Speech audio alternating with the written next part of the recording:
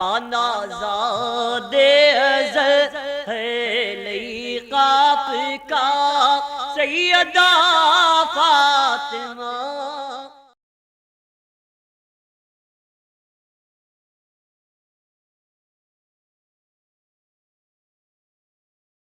السلام علیکم ورحمۃ اللہ وبرکاتہ. نحمده ونصلي ونسلم على رسوله الكريم وعلى آله الطيبين الطاهرين وأصحابه الأكرمين أجمعين وعلى من تبعهم بإحسان إلى يوم الدين. أما بعد،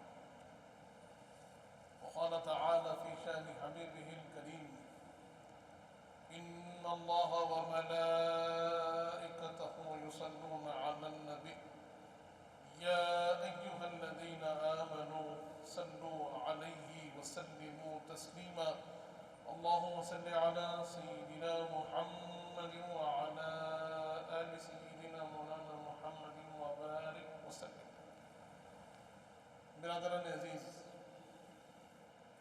جیسے ہمارا سلسلہ جاری ہے کہ ہم سیرت طیبہ کے الگ الگ گوشوں کو جاننے کی سعادت حاصل کرتے ہیں، اور سیرت پاک پڑھنے، کہنے اور سننے کا جو بنیادی مقصد ہے وہ یہ ہے کہ ہم اس سیرت طیبہ سے اپنی زندگی میں کچھ روشنی کو حاصل کریں. آج جب ہم اپنے حالات کو دیکھتے ہیں اور لوگوں کے اندر ایک اضطراب اور بے چینی کو پاتے ہیں، کہیں عام مسائل میں لوگ پریشان تھے جو ملت کے مسائل ہیں، کہیں آدمی کے اپنی ذاتی مسائل ایسے ہیں جہاں وہ اپنے آپ کو متحیر اور پریشان محسوس کرتا ہے.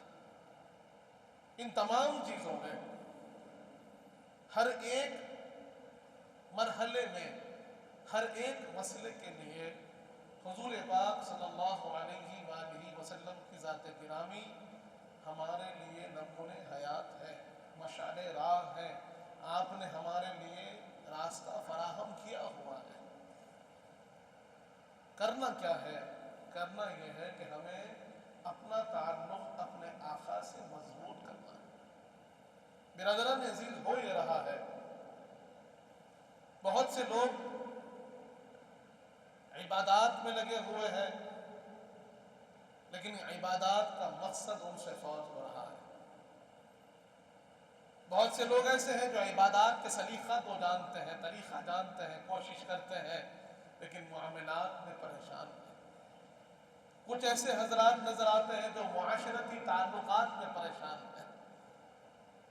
لیکن ان تمام کا حل حضور پاک صلی اللہ علیہ وآلہ وسلم نے اپنی تعلیمات میں عنایت فرمایا. آج ہم دیکھتے ہیں کہ ہماری جو اپنی ملت ہے اس کے اہم مسائل میں دشواریاں پیش آ رہی ہیں، چاہے وہ معاملہ مساجد کے تحفظ کا ہو، مدارس کے تحفظ کا ہو، اوقاف کے تحفظ کا ہو، عبادات کے ادا کرنے کا ہو. آپ دیکھیں گے کہ ہر مرحلے، ہر مسئلے، ہر ایک معاملے میں آدمی اپنے آپ کو کہیں نہ کہیں پریشان پا رہا ہے، کہیں کوئی جگہ پر رکاوٹ ہمارے سامنے آ رہی ہے. اس کا حل کیا ہے؟ مسائل تو آئیں گے، ہر زمانے میں مسائل آئے ہیں، لیکن ان مسائل کا حل کیا ہے؟ ان تمام مسائل کا حل آپ کو حضور پاک کی سیرت طیبہ میں ملے گا.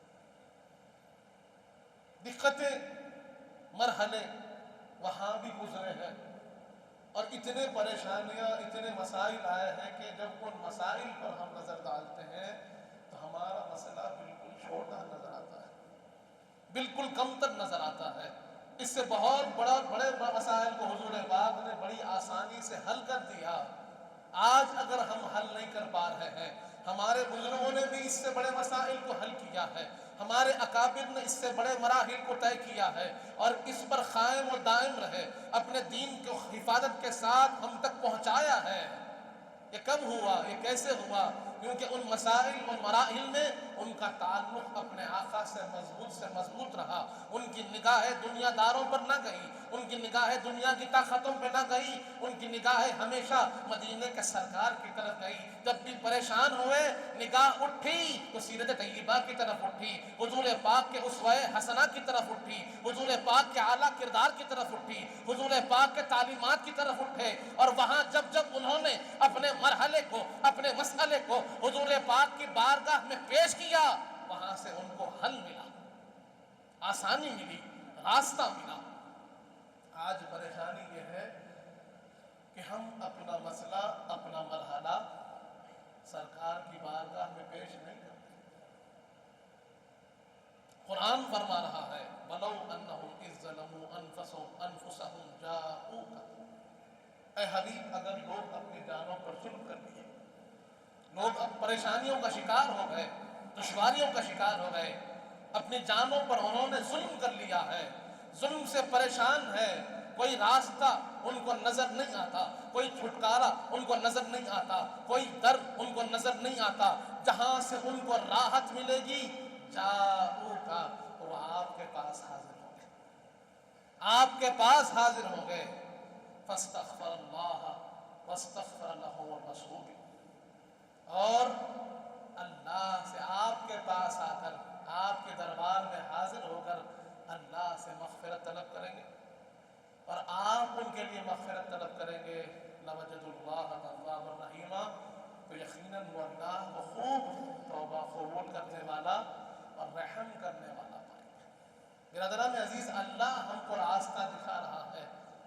اللہ فرما رہا ہے اگر تمہیں اپنی جانوں پر ظلم دکھتا ہے، دقت دکھتی ہے، پریشانی دکھتی ہے، اور اگر تمہیں راستہ نہیں ملتا، ہمارے حبیب کے پاس حاضر ہو جاؤ، ان کے دربار میں حاضر ہو جاؤ، وہاں سے تم کو راستہ ملے گا. رب کی رحمت وہاں سے تم کو ملے گی، حضور پاک کی عنایت سے تم کو حاصل ہوگا. آج افسوس یہ ہے کہ ہم اس دربار سے دور ہیں، ہمارے سرکار سے دور ہیں. وجہ کیا ہے؟ حضور پاک صلی اللہ علیہ وآلہ وسلم نے جب دشواریاں پیش آئی، دقتیں پیش آئی، حضور پاک نے حل دیا، راستہ دیا. جب لوگوں میں بے راہ روی عام ہوئی، جہالت عام ہوئی، حضور پاک نے انہیں علم کی روشنی دی، انہیں علم عطا فرمایا اور ایسا علم دیا، ایسی تعلیم حضور پاک نے انہیں عطا فرمائی کہ آج تک ان کے علم کی روشنی پھیل رہی ہے.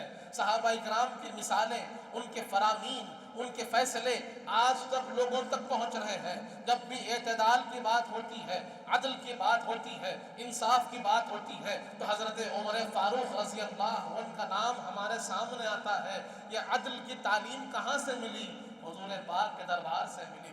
جب بات آتی ہے خطابت کی، جب بات آتی ہے قرآن کی تفسیر کی، جب بات آتی ہے حدیث کی تشریح کی، جب بات آتی ہے شریعت پر عمل کرنے کی، تو مولا علی مشکل کشا کی حیات بابرکت ہمارے سامنے ہے. وہ ذات گرامی ہمارے سامنے ہے جس کو حضور پاک نے مدینۃ العلم کا باب کہا.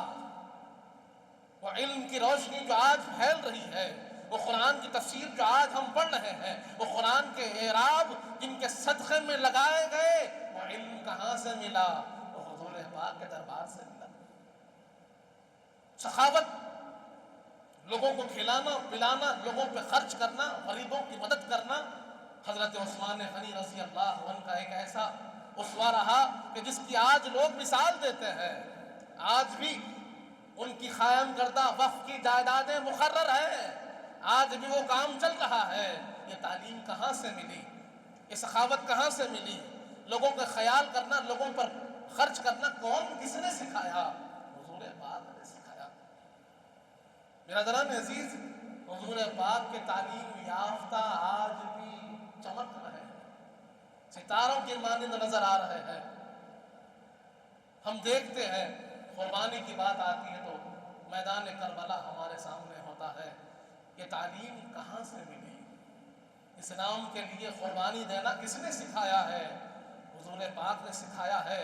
امام حسین ان کو حضور پاک فرماتے ہیں حسین منی وانا من حسین، ان کی تربیت کس نے کی؟ حضور پاک نے فرمائی۔ برادران عزیز، سرور کائنات کی ذات گرامی وہ ہے جو ہمیں ہر مرحلے ہر مسئلے کے لیے راستہ دیتی ہے۔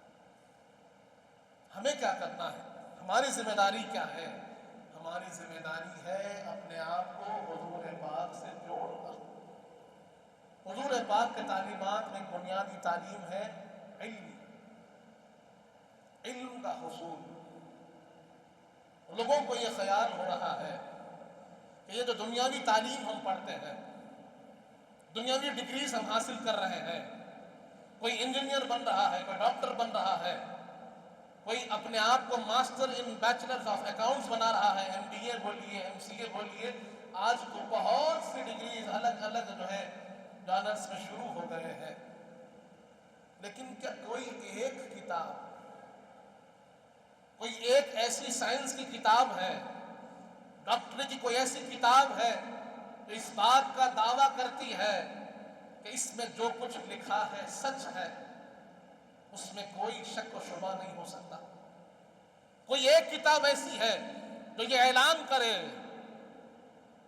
اور لوگوں تک یہ بات کو پہنچا دے کہ تمہارے ہر مسئلے کا حل اس کتاب میں ہے، یہ کتاب پڑھ لو، دنیا کے ہر مسئلے کا حل ہو جائے گا؟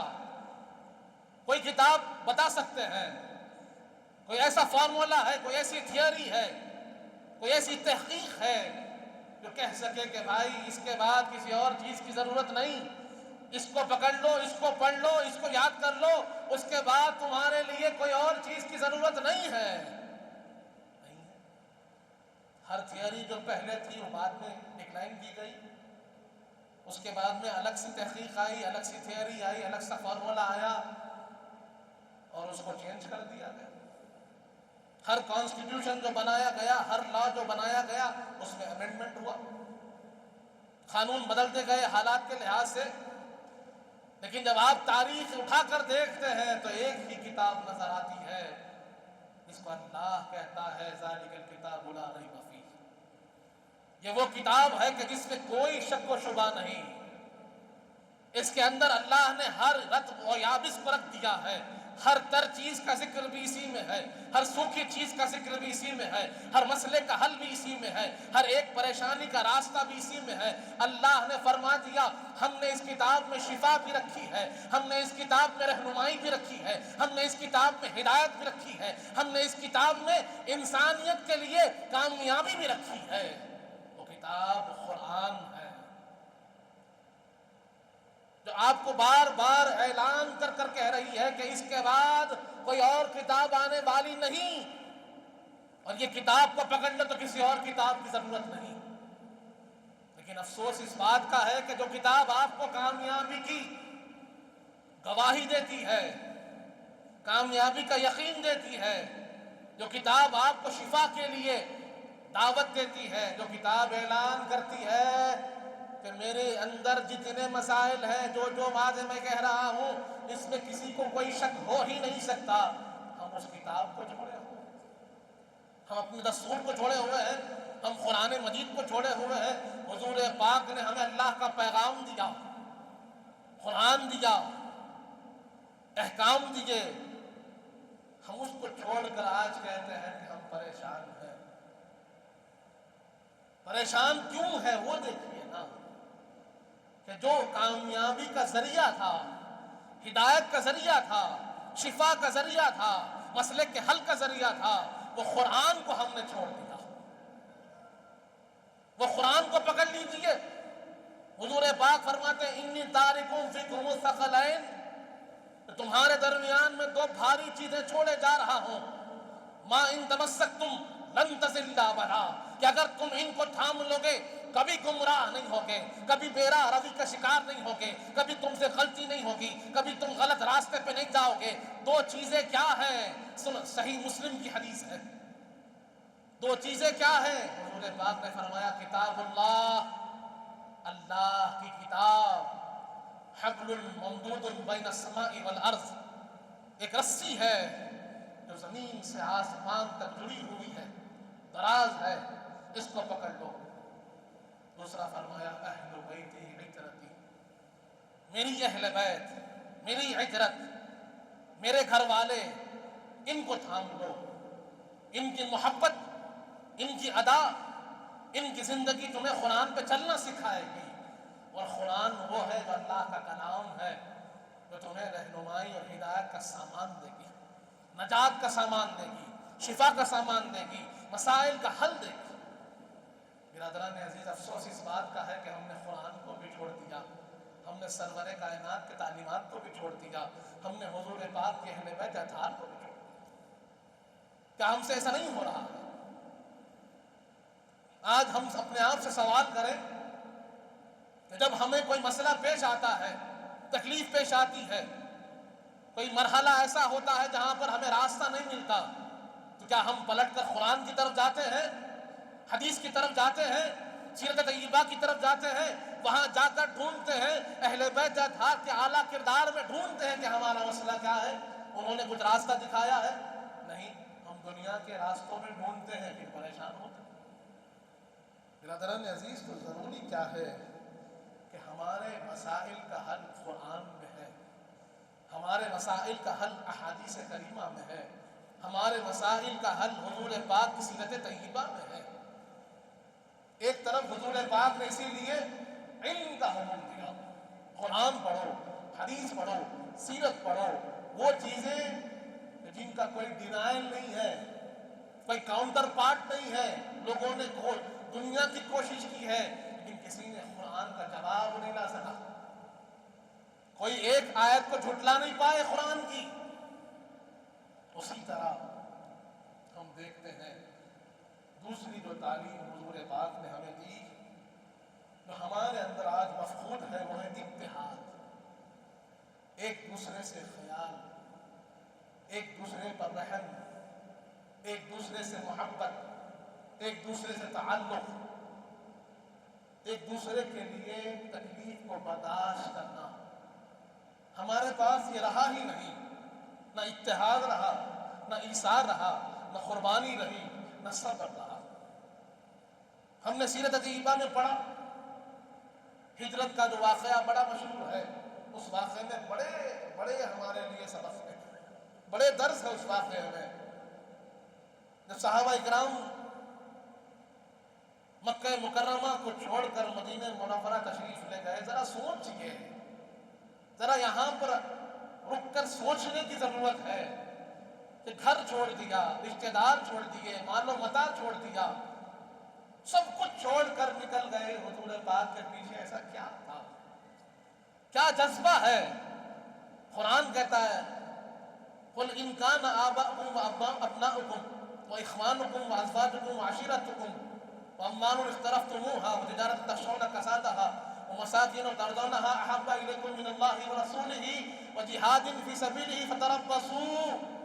اللہ فرماتا ہے کہ اگر تمہارے والدین، اگر تمہارے بچے، اگر تمہارے بھائی بہن، اگر تمہارے بیوی اور تمہارے ساتھ رہنے والے رشتہ دار، اور وہ مال جو تم نے جمع کر رکھا ہے، وہ تجارت جس کے کھو جانے سے تم ڈرتے ہو، وہ گھر جس کو دیکھ کر تم راضی ہوتے ہو، یہ اللہ اور اس کے رسول سے اور اللہ کی راہ میں کوشش کرنے سے زیادہ محبوب ہے تمہارے پاس، تو پھر اللہ کے عذاب کا انتظار کرو۔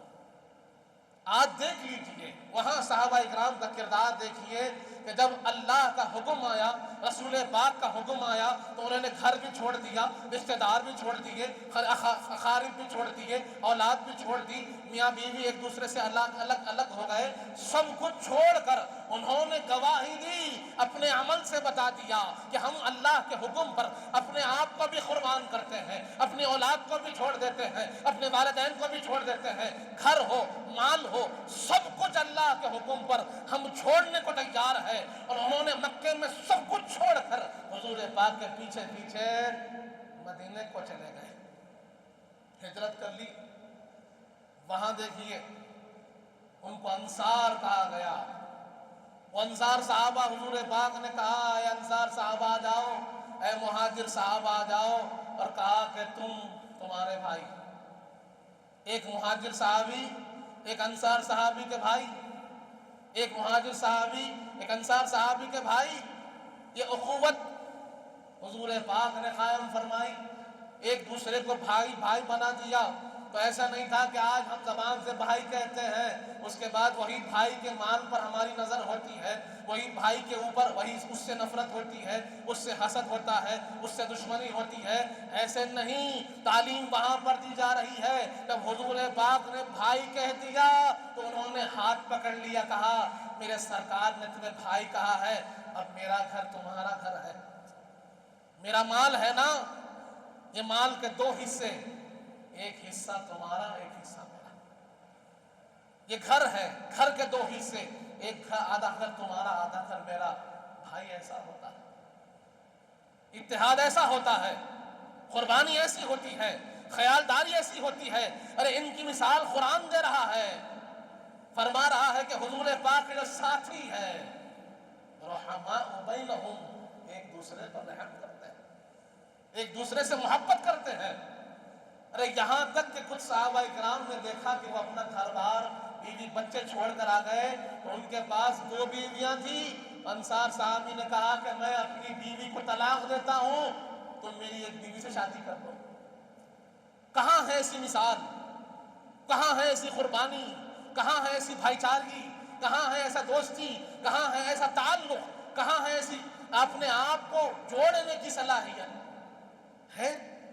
ہمارے اندر ہم چھوٹی چھوٹی باتوں پر اختلاف کا آمادہ ہے، چھوٹی چھوٹی باتوں پر دور ہونے کے راستے ڈھونڈتے ہیں، گھر الگ کرنے کے راستے ڈھونڈتے ہیں، ایک دوسرے سے جدا ہونے کے راستے ڈھونڈتے ہیں۔ حضور پاک نے کہا، میں نے کہا بھائی، تو وہ جڑنے کے راستے ڈھونڈ رہے ہیں کہ آقا نے کہا بھائی تو اب کیسے جڑ جاؤ؟ میرے آقا کی تعلیمات کو سمجھیں، ایک دوسرے سے محبت پیدا کریں، اتحاد پیدا کریں۔ حضور پاک نے تعلیم دی ہے، آپ مدینہ منورہ کی تاریخ اٹھا کر دیکھیے، اہل مدینہ کی تاریخ اٹھا کر دیکھیے، صحابہ اکرام کی زندگی اٹھا کر دیکھیے، تو وہاں پر آپ کو اتحاد ملے گا، قربانی ملے گی، ایثار ملے گا، ایک دوسرے سے محبت رحم ملے گا۔ آپ یہ نہیں دیکھیں گے کہ کوئی ایک صحابی کسی دوسری صحابی سے دشمنی کرتے تھے ہوں گے، نفرت کرتے تھے ہوں گے، نہیں، جو کچھ تھا حضور پاک نے صاف کر دیا۔ ان کے دل آئینہ تھے، حضور پاک کے اعمال، حضور پاک کے اخلاق کا ایسا مظہر بن کر صحابہ آئے کہ ان کو لوگ دیکھتے تو بے چین ہو جاتے کہ غلام ایسے ہیں تو سرکار کیسے ہیں، سرکار کا عالم کیا ہوگا۔ حضرت مصعب بن عمیر رضی اللہ عنہ، حضور پاک ان کو بھیجے پہلے مدینہ منورہ، آپ کو دیکھے تو لوگ پریشان ہو گئے کہ حضور پاک کے غلام ایسے ہیں تو سرکار کیسے ہوں گے۔ خوبصورتی کا عالم وہی، اخلاق کا عالم وہی، انداز بھی ویسے ہی پیارا، جمال بھی ویسے ہی خوبصورت۔ دل اچھا ہونا، چہرہ خود بخود اچھا دکھتا ہے۔ چہرہ کتنا ہی اچھا کر لو، اگر اخلاق اچھے نہیں، دل اچھا نہیں، زبان اچھی نہیں، تو آدمی زبان کھولتا ہے، خوبصورت سے خوبصورت آدمی، لوگ اس سے دور ہو جاتے ہیں۔ کیا ہوا بھائی، خوبصورت ہے نا، کہتے ہیں اخلاق اچھے نہیں، زبان اچھی نہیں، ایروگنس ہے، انانیت ہے، تکبر ہے، فخر ہے، لوگوں کا خیال نہیں، لوگ دور ہو جاتے ہیں۔ اور وہی کسی کے اخلاق اچھے ہو، کردار اچھا ہو تو اس کی صورت بھی اچھی نظر آتی ہے، اس کے ساتھ بیٹھنا بھی دل بولتا ہے، اس سے کچھ سیکھنا بھی دل بولتا ہے۔ حضور پاک نے تعلیم دی، حضور پاک نے کہا کہ علم حاصل کرو، حضور پاک نے کہا کہ آپس میں اتحاد رکھو، حضور پاک نے کہا کہ ایک دوسرے پر محبت قائم کرو، ایک دوسرے سے صلہ رحمی کرو، ایک دوسرے کی تکلیف میں ساتھ دو، ایک دوسرے کا ہاتھ پکڑ کر مضبوطی سے کھڑے ہو جاؤ۔ اپنے معاشرے میں ہم یہ کہاں دیکھ رہے ہیں؟ آج ہاتھ پکڑنے والا نہیں، پیر کھینچنے والا بھائی نظر آ رہا ہے، قربانی دینے والا نہیں، ظلم کرنے والا نظر آ رہا ہے، اخلاق کردار سے محبت سے بات کرنے والا نہیں، ترش روی کے ساتھ تکبر کے ساتھ بات کرنے والا نظر آ رہا ہے۔ آج جو تصویر ہم دیکھ رہے ہیں ہمارے معاشرے کی، یہ حضور پاک کے تعلیمات کی تصویر نہیں ہے، اسی لیے پریشان ہے۔ ہم اپنا حل خود چھوڑ رہے ہیں، اپنی کامیابی کا راستہ خود چھوڑ رہے ہیں۔ کامیابی کا راستہ حضور پاک کے تعلیمات میں ہے، حضور پاک نے ہمیں قرآن دیا، حضور پاک نے ہمیں حدیث دی، حضور پاک نے ہمیں احکام دیے، حضور پاک نے ہمیں راستہ دکھایا ہے، اس راستے پہ چلیے کامیاب ہوں گے۔ برادران عزیز، قرآن شاہد ہے، حدیث شاہد ہے کہ صحابہ اکرام نے جس میدان میں قدم رکھا کامیاب ہوئے۔ کوئی ایسا میدان نہیں جہاں پر انہیں ناکامی ملی ہو، عدد کم، اسباب نہیں، مال متاع نہیں، لیکن کامیابی قدم چوم رہی ہے۔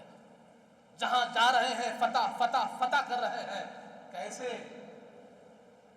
انہوں نے دنیا کی طرف نظر نہیں ڈالی، ان کی طاقت سرکار کی نسبت میں تھی، ان کی طاقت حضور پاک کے راستے میں تھی، ان کی طاقت اللہ کے پیغام میں، اللہ رسول کی محبت میں تھی۔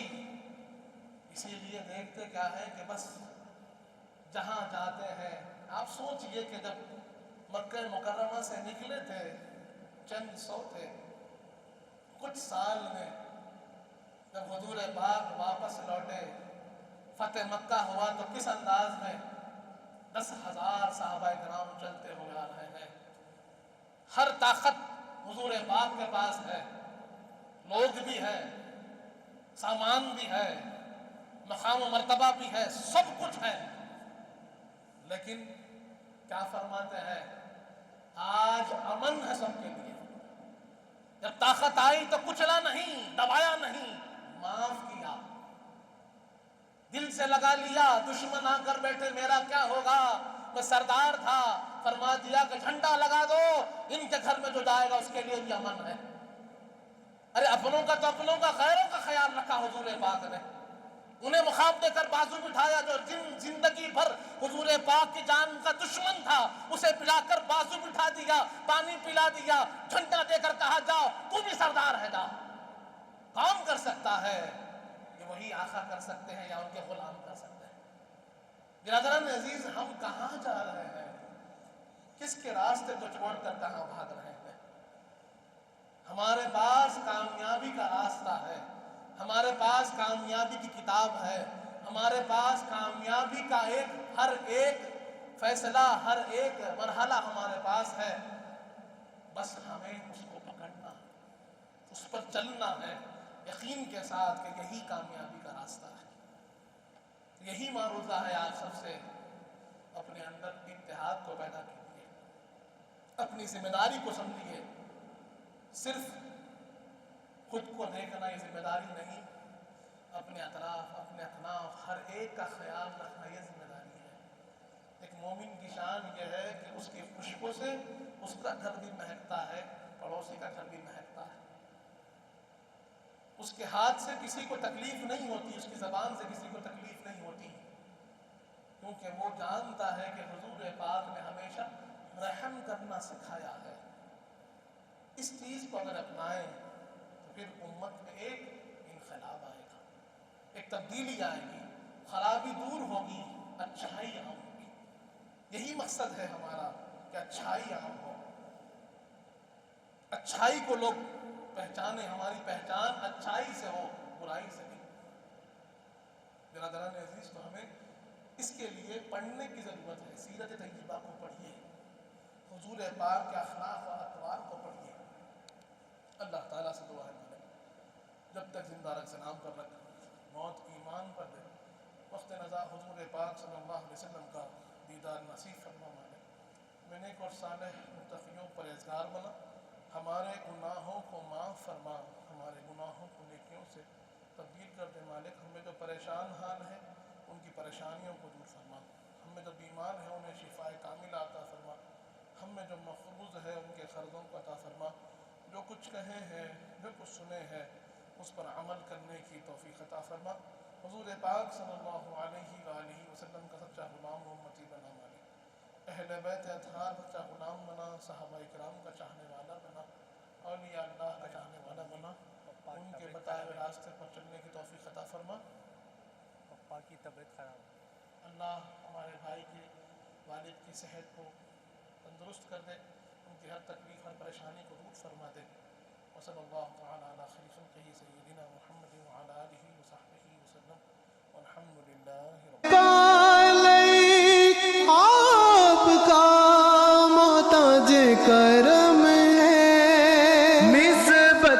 قسم ہے، نسبت کی قسم ہے۔